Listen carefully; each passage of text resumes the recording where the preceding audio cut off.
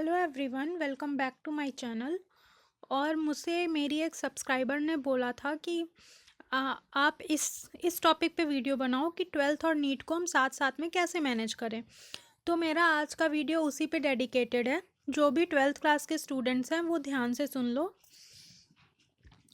तो देखो, मैं आपको सजेस्ट करूँगी कि आप अपना इस टाइप से टाइम टेबल बनाओ 3 स्लॉट में, डेली, वीकली और मंथली। ठीक है। एक तो आप अपना डेली टारगेट बना लो, एक आप अपना वीकली बना लो और एक मंथली बना लो। ठीक है।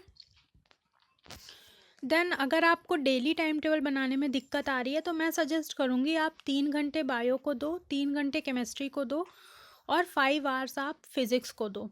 ठीक है।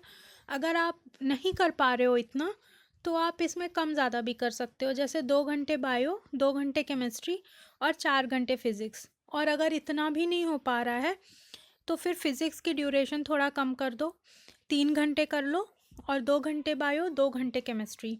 ठीक है। बट अगर आप सीरियसली पढ़ रहे हो और नीट और ट्वेल्थ दोनों में ही अच्छे मार्क्स स्कोर करना चाह रहे हो तो प्लीज़ ये आप 11-12 घंटे की स्टडीज़ तो करनी पड़ेगी। ये जो लोग, जिनका एक्स्ट्रा शार्प माइंड होता है और जो लोग बिल्कुल कहते हैं कि नहीं मैंने तो 5 घंटे पढ़ के नीट निकाल लिया है, तो प्लीज़ उन पे बिलीव मत करो, आपको पढ़ाई करनी पड़ेगी। देन देखो क्या करना, कि मैं सजेस्ट करूँगी कि इस टाइप का टाइम टेबल मत बनाना अपना, कि जैसे आपने 9 से 10 के लिए बना लिया कि हाँ 9 से 10 को मैं बायो पढ़ूँगी, 9 से 10 बजे तक। क्योंकि अगर आप ऐसा टाइम टेबल बना लेते हो ना तो वो ज़्यादा दिन तक फॉलो नहीं हो पाता। क्योंकि ज़रूरी नहीं कि हम 9 से 10 हमेशा ही फ्री रहें। कई बार होता है कि गेस्ट आ गए, या कई बार आपकी तबीयत ख़राब हो गई, या कई बार आपकी मम्मी ने पीट दिया, बोल दिया तू 9 बजे ही खाना खाएगी। तो इस टाइप से भी हो सकता है ना। तो इसीलिए क्या करो कि आप ऐसा टाइम बांट लो कि 3 घंटे बायो पढ़ना है, मतलब पढ़ना है। दिन में कितने भी बजे पढ़ूं बट 3 घंटे पढ़ना है। ठीक है। और इस टाइप से, तो अगर आपके यहाँ पे कोई गेस्ट भी आता है तो आप उस टाइम पे नहीं पढ़ रहे हो तो कोई बात नहीं, गेस्ट के जाने के बाद भी पढ़ सकते हो। आपका कोई ऐसा डिसाइडेड नहीं था कि नहीं मुझे 9 से 10 ही पढ़ना है। इस टाइप के टाइम टेबल का ये थोड़ा एडवांटेज होता है। और उससे भी बेटर रहेगा कि आप एक ये तो करो ही कि हाँ 3 घंटे बायो पढ़ना है और साथ में टारगेट बना के पढ़ो, तो और भी हेल्पफुल रहेगा।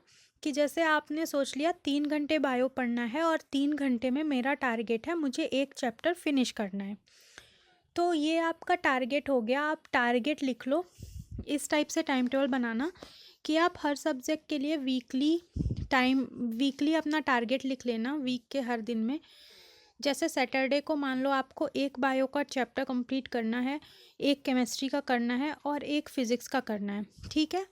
तो ऐसे करके अगर आप रोज़ एक एक चैप्टर करोगे तो एक हफ्ते में आपके 7 चैप्टर तीनों सब्जेक्ट के कंप्लीट हो जाएंगे। मैं बस आपको एग्जांपल बता रही हूँ, आप ज़रूरी नहीं कि आप चैप्टर ही लिखो, कोई टॉपिक भी, स्पेसिफिक टॉपिक भी ले सकते हो। ठीक है। तो इस टाइप से आप करना, टारगेट बना के पढ़ना। और मंथली का भी एक अलग टारगेट रखना कि चलो मंथ में अगर मैं वीकली इतना पढ़ रहा हूँ, वीकली अगर मैं 4 चैप्टर भी कंप्लीट कर रहा हूँ तो एक महीने में मेरे 12 चैप्टर कंप्लीट हो जाने चाहिए। ठीक है। इस टाइप से पढ़ना। और ट्वेल्थ और नीट में ज़्यादा ऐसा कोई डिफरेंस नहीं है, क्योंकि अब जो नीट का पेपर बनता है वो पूरा ट्वेल्थ बेस्ड बनता है। 2019 का पेपर देखना, 2020 का पेपर देखना, बिल्कुल बोर्ड लेवल पेपर है। इनफैक्ट कुछ कुछ क्वेश्चन, मतलब ऐसा पेपर है कि बोर्ड से भी इजी पेपर है। सच बोल रही हूँ, आप पेपर देखना तो आपको लगेगा कि सीबीएसई बोर्ड का पेपर इससे टफ आता है। ठीक है। तो इतना डरने की ज़रूरत नहीं, कोई आपको एक्स्ट्रा कुछ नहीं पढ़ना है नीट के लिए। पहले पढ़ना पड़ता था, जब 2016-17 में पेपर होते थे तो पेपर का लेवल बहुत हाई होता था, बहुत टफ लेवल के क्वेश्चन भी आ जाते थे, तो उसके लिए बच्चों को बाहर से भी पढ़ना पड़ता था। लेकिन अब मैं आपको सजेस्ट करूँगी एनसीईआरटी ही पढ़ो। और जो भी बच्चा एनसीईआरटी के अलावा कुछ पढ़ रहा है तो सच में उसकी बात मत मानना, आप उसके बहकावे में आके आप भी मत पढ़ने लगना। आप सिर्फ एनसीईआरटी पढ़ो और प्रीवियस ईयर क्वेश्चन लगाओ। और अगर आपको ज़्यादा ही लग रहा है कि नहीं मुझे और करना है और करना है, तो कोई आप एनसीईआरटी के पीछे की एक्सरसाइज लगा लो, एग्जाम्पलर के क्वेश्चन लगा लो, बस इतना काफ़ी है। ठीक है, तो अब मैं आपको कुछ लिस्ट बताऊंगी चैप्टर्स की, जो कि 11th और 12th के कंबाइंड चैप्टर हैं, कोई भी हो सकते हैं, 11th के भी या फिर 12th के भी। तो जो भी प्रायोरिटी लिस्ट में मैंने लिखे हैं, पहले आप उनको कंप्लीट कर लो। जब उनको कंप्लीट कर लोगे, 1-2 हफ्ते दे करके कंप्लीट कर लो। जब उनको कंप्लीट कर लोगे, उसके बाद से आपको 11th के चैप्टर नहीं पढ़ने हैं, आपको 12th के चैप्टर पढ़ने हैं। जब 12th कंप्लीट हो जाएगी आपकी 2-3 महीने में, उसके बाद आप 11th के चैप्टर उठाना। ठीक है, तो पहले आप प्रायोरिटी वाले चैप्टर को करोगे, उसके बाद आप अपने सारे 12th के चैप्टर करोगे, और फिर आप पूरा कंबाइंड नीट की प्रिपरेशन करोगे अपने बोर्ड एग्ज़ाम। जब आपका 12th का सिलेबस कंप्लीट हो जाएगा, आपके हिसाब से आपको लग जाना चाहिए कि हाँ मेरा कंप्लीट है। अब अगर बोर्ड किसी भी दिन होगा, तो मैं एक बार बस 10 दिन में पूरा रिवाइज़ करके और अपना बोर्ड देने चले जाऊँगा। ठीक है, तो देखो बायोलॉजी में सबसे पहले आप सेल वाला यूनिट कंप्लीट कर लेना, जिसमें कि 3 चैप्टर हैं। सेल है एक, और एक सेल डिवीज़न वाला है, और एक बायोमॉलिक्यूल्स है। ये चैप्टर बायोलॉजी के प्रायोरिटी चैप्टर है, ये कर लेना, क्योंकि जब आप ये कर लोगे तो आपको 12th के चैप्टर्स में ज़्यादा डिफ़िकल्टी नहीं फील होगी, क्योंकि 12th के जो चैप्टर हैं वो मोस्टली रिप्रोडक्शन, जेनेटिक्स, बायोमॉलिक्यूल्स, यही सब है, मतलब बायोटेक्नोलॉजी। तो उनमें कोई चीज़ यूज़ हो नहीं हो, बट सेल का यूज़ ज़रूर होता है। आपको सेल तो पता होना चाहिए, सेल डिवीज़न पता होना चाहिए, तभी आप उनको समझ पाओगे। तो पहले ये 3 चैप्टर कंप्लीट कर लेना बायोलॉजी के, सेल वाला यूनिट पूरा। ठीक है, देन बायोलॉजी में आप ऐसा कर सकते हो कि 2 घंटे आप कोई भी चैप्टर पढ़ो एनसीईआरटी से। जैसे आप अगर प्रायोरिटी वाला चैप्टर पढ़ रहे हो, जो मैंने बताया जैसे सेल वाला, तो उसके 2 घंटे आप एनसीईआरटी से रीडिंग करो, और 1 घंटा आप कोई भी सैम्पल पेपर या कोई भी पेपर उसी चैप्टर से रिलेटेड, या अगर आपको आता है तो आप प्रीवियस ईयर के भी क्वेश्चन लगा सकते हो। देन जब ये प्रायोरिटी वाले चैप्टर ख़त्म हो जाएंगे आपके, मान लो आपने 4-5 दिन में सेल वाला यूनिट ख़त्म कर दिया, उसके बाद आप अपना 12th का ही ऐसे ही शुरू कर देना। 12th वाला सिलेबस 2 घंटे पढ़ना है और 1 घंटे क्वेश्चन लगाना। देन देखो केमिस्ट्री ऐसा है कि केमिस्ट्री 3 पार्ट में है, तो केमिस्ट्री को आप ऐसा नहीं कर सकते कि तीनों को ही रोज़ रोज़ पढ़ पाओ, क्योंकि 1 घंटे एक एक सब्जेक्ट को दोगे तो भी वो पूरी तरह से नहीं हो पाएगा, और मतलब वो सही नहीं है कि 1-1 घंटे पढ़ो। अगर कोई सब्जेक्ट पढ़ रहे हो तो उसे अच्छे से पढ़ो। तो इसीलिए आप अल्टरनेट डे में पढ़ना, एक दिन केमिस्ट्री, एक दिन ऑर्गेनिक पढ़ना, एक दिन इनऑर्गेनिक, और एक दिन फिजिकल। या अगर आपको ऐसे नहीं अच्छा लग रहा है तो आप ऐसा पढ़ सकते हो कि आपने 4 दिन ऑर्गेनिक पढ़ ली, 4 दिन फिजिकल पढ़ लिया, और 4 दिन इनऑर्गेनिक पढ़ ली। तो अगर आप 4-4 दिन करके भी पढ़ोगे तो आपका एक चैप्टर मान लो 4 दिन में कंप्लीट हो रहा है, तो आपने एक ऑर्गेनिक का चैप्टर कर लिया, देन एक फिजिकल का कर लिया 4 दिन में, और फिर एक 4 दिन में इनऑर्गेनिक का कर लिया। इस टाइप से कर सकते हो, मतलब अल्टरनेटली पढ़ो उसको। फिर देखो ऑर्गेनिक के पोर्शन में जो आपके प्रायोरिटी चैप्टर हैं, जिनको आपको पहले कंप्लीट करना है, वो है GOC 1 और GOC 2। अब ये GOC क्या है, कई बच्चे बोलते हैं एनसीईआरटी में गिवन नहीं है।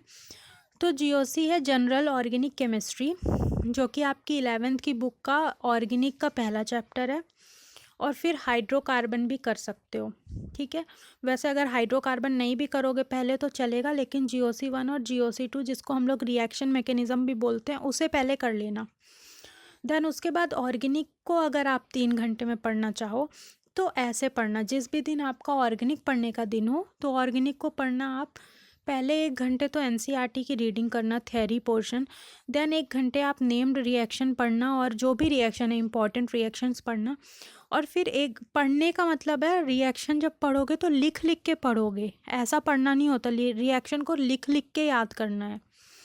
देन 1 घंटे आप सैम्पल पेपर या फिर कोई भी प्रीवियस ईयर पेपर लगाओ। और ऑर्गेनिक इतना इंटरेस्टिंग सब्जेक्ट है कि अगर एक बार आपसे बनने लगेगा ना, तो आपको रिएक्शंस बहुत इजी लगेंगी और बहुत स्कोरिंग हो जाएगा पेपर में ये। देन देखो इनऑर्गेनिक में जो आपका प्रायोरिटी चैप्टर है वो है केमिकल बॉन्डिंग, इसको पहले ज़रूर पढ़ लेना।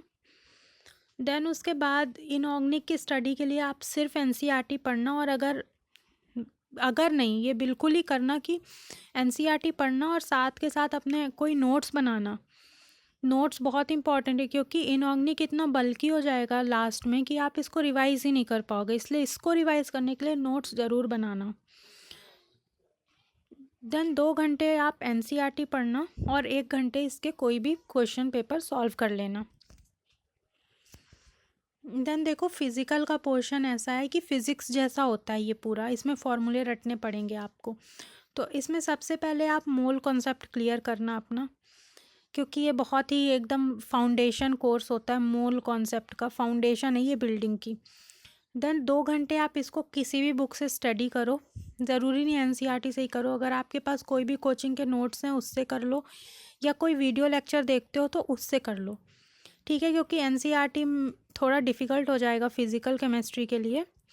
अगर किसी को पसंद है और किसी को एनसीईआरटी समझ में आती है तो वो एनसीईआरटी से भी पढ़ सकता है।